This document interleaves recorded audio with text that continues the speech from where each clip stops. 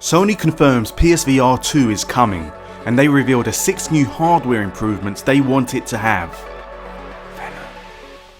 Hi, how you doing? Welcome. I'm Venom.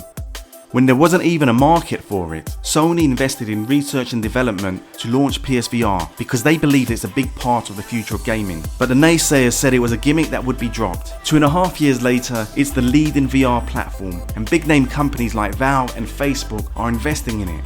Without actually giving it a name, Sony have said they are working on a PSVR 2, and it's talked about the features it wants to see. If you remember back to the Wired soft reveal of the PS5 in April, system architect Mark Cerny gave no details, but he did say VR is very important to us and that the current PSVR headset is compatible with the new console. Now some solid information has come out. Sony were at the Collison Tech Conference in Canada, an industry event for developers to talk and sell technology. Dominic Mallinson is the global head of R&D at Sony. He talked about the 4.2 million PSVR sales, which is roughly 5% of the PS4 install base, which for a new technology is actually pretty good. And this is what he said exactly. We're very happy with those numbers and we're very happy with the position. But we know we can do better. There are over 96 million PlayStation 4s in the market today, and every single one of those is capable of delivering a great VR experience. So we'd like to convert many more of those people to be PSVR users, and we won't just stop with PS4. So, if he's saying we won't just stop with PS4, of course it means that maybe he's hoping PS5 users use PSVR. It means he also believes virtual reality will be a part of the future of PS5. 5 key areas he sees PSVR improving, and then afterwards in a follow-up interview with a website, he revealed another tech improvement he wants to see and a possible release date of a new PSVR product. This is what he said about resolution. This is more pixels per degree. It's about the sharpness and the clarity of the display, and you have to be able to match what people expect to see today with high definition. I would expect the resolution to roughly double in the next set of VR products, and that's good. At the moment, PSVR has 1080 by 960 per eye, which is at the low end of the specialist VR products. And the new Valve Index, which is a very expensive premium VR product, it has 1440 by 1600 resolution per eye. So if he's talking about it doubling, the PSVR resolution doubling by the time PSVR 2 comes out, that's going to be an even greater difference. And it's going to make everything that much more detailed, it's going to reduce the blur, and it's going to give you a crispness that's going to help with that immersion and with that sense of reality. Mallinson then goes on to talk about field of view. Along with that, we also need a greater field of view. The human visual system is out to about 180 degrees. Most VR headsets today are about 100 degrees. There are diminishing returns to get wider, but I would expect the next set of products to be roughly 120 degrees in terms of field of view. This will make a big difference to making you feel that you're actually in the world, because it's giving you that sense that if you look left, you look right, you're actually seeing with your own eyes, not just through the vision of a lens. Mallinson then spoke about his desire for HDR. The human eye sees an enormous range of light from bright sunlight to deep shadow. Today's VR panels only capture a tiny fraction of that. So in order to increase the sense of presence, I do expect to see HDR adopted in the near future. And of course, HDR, it just increases that contrast between the dark and light areas. And if you're playing at night, which is something that you do in many games, if you've got that contrast, you'll be able to see that detail that much clearer. So to know that that's going to be possibly coming to VR headsets, that's great. Now, one of the biggest criticisms of PSVR is it takes a long time to set up, and it can be somewhat cumbersome with all these cables, these wires. It does take a bit of work to get it up and running if you haven't got it set up. So Mallinson talks about this and possible solutions for this.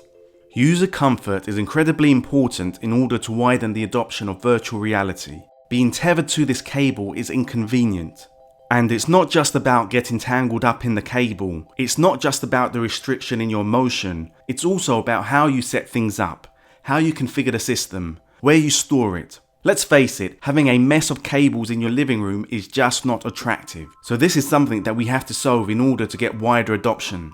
And so that is actual recognition of one of the deterrents of playing a PSVR game. And he talks about two different solutions. An all-in-one unit like the new Oculus Quest, where the computer is built into the headset, and headsets like PSVR and the HTC Vive, where the headset is separate from the computer and its processing power. In both cases, these require a battery, either on your head or close to your head. Having a battery on your head is a little bit inconvenient in terms of ergonomics and industrial design, but I think that the all-in-one headsets that you're beginning to see now are actually getting pretty good. However, he ultimately dismisses the all-in-one as not being the better option because its power is constrained. You know, how much computing power can you have in a portable VR headset? He says, but honestly speaking, they cannot possibly compete with a wired headset today because of the enormous amount of compute and rendering performance you can get on a high-end PC or a games console. You just can't put that on your head. And, you know, he's talking sense. The new Oculus Quest has just come out and there's a lot of good feedback about it, but it is limited. It's an all-in-one built-in unit. You don't need a separate computer. It's easy to pick up, it's easy to put on, but the power is limited and you're not going to be able to get those extended experiences or those more immersive, more powerful experiences. So ultimately, if you want the best VR, certainly today and definitely in the future, you're going to need a headset with a separate computer or a headset with a separate games console. Mallison then goes on to talk about wireless transmission being used to reduce wires. Fortunately, wireless transmission technology is getting better every day. New technologies such as 60 GHz are allowing for these options to become possible for VR products, but it might well remain an option because it will be more costly than with the cable. And what he's saying here is that cutting edge wireless technology, whilst it is brilliant, whilst it means you are going to be free from cables, it does cost a premium, which is not ideal for a console manufacturer trying to grow a massive install base of customers. So he then goes on to talk about a budget solution. I talked about wireless, for example. That's one easy way to do it. Here's a wired headset. You can take the wire and replace it with wireless, and then you can have a range. So you can have an introductory model and a high-end model. That's something we've done before with PlayStation 4. We can do that with PSVR. So this means that they can introduce a budget wired model. It makes it the cheapest, most affordable way to jump into PSVR2. And then when you've got a little bit of money, when you've got a bit extra, you can then pay for the wireless option, which will be a wireless transmitter. And it means that you could get rid of the wired cable. And what is good about this solution is that it creates a cheaper option of PSVR2, but it doesn't actually diminish the specification or the quality. So each unit, a wired model and a wireless model, they will both have the same hardware, they will both have the same performance. It is just one will give you that extra movement, that extra freedom of movement. And that sounds like a pretty good solution because it gives the customer options without compromising performance. Then lastly, he talked about gaze tracking and foveated rendering. Now this is the heavy stuff, the good stuff. Gaze tracking, he says, this is the technology that excites me the most. I think it has the greatest potential to change the VR user experience at a pretty fundamental level. The technology to understand where you're looking at in this virtual world, what is your attention point, and then on top of that, we can then layer extra things. We can understand perhaps your attention by measuring pupil dilation. We can do biometrics to understand who you are looking at, and we can measure your IPD, interpupillary distance, the distance between your pupils. This is very important to VR because it allows us to accurately set up the optics and the rendering to give you maximum comfort and to really get the correct sense of distance and scale in VR. So fundamentally, with this technology, we know what you're looking at in VR, and this allows for countless user interface and user experience possibilities.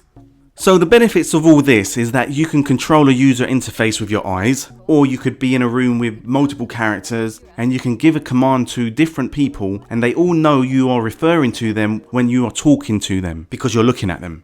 Mallison goes on to say, I think that the gaze tracking is the most exciting change we'll see in next gen VR. So really, if you look at the history of user input, starting off with keyboards and then the mouse and recently touchscreen interfaces, I seriously think that having gaze as a user input is going to be as fundamental as each of those changes we've had in the past. That's my number one point about next generation VR. Gaze will allow much richer user interaction. So more importantly, it brings foveated rendering. This is when gaze tracking is used to pinpoint what you're looking at, so it is graphically optimized, and then to give that area the highest resolution and the peripheral areas reduced detail. So Malison explains this a bit more deeply than I have. The human eye has a part in the retina called the fovea, which is responsible for our super sharp vision. We don't see very much in the peripheral vision, so if we can match our rendering performance to the fovea, we can deliver higher effective resolutions and also better quality images. So gaze tracking is a win-win in this respect. And of course, the other great benefit is if you are looking at a document in VR, you'll be able to read a page of text and it will look very sharp, very clear. I don't know if you've tried that in PSVR. I have in Skyrim VR, and it can be quite difficult. It's blurry and it's not very comfortable on the eyes. So foveated rendering, this will mean that when you are looking either left or right or up or down, the PSVR will be able to see what you're looking at, and it will make sure that particular area is detailed and crisp, and it will use all the hardware performance to make sure that is the case. Dominic Malison didn't stop there. After the conference, he talked with CNET. He talked about the controllers and he talked about a possible release date. Firstly, he explained why Sony didn't design PSVR native controllers and instead used the PS3's Move controllers.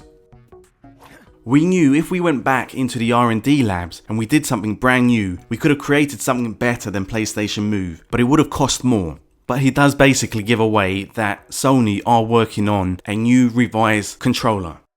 We do recognise that does need to be evolved, and in the future we will obviously replace it.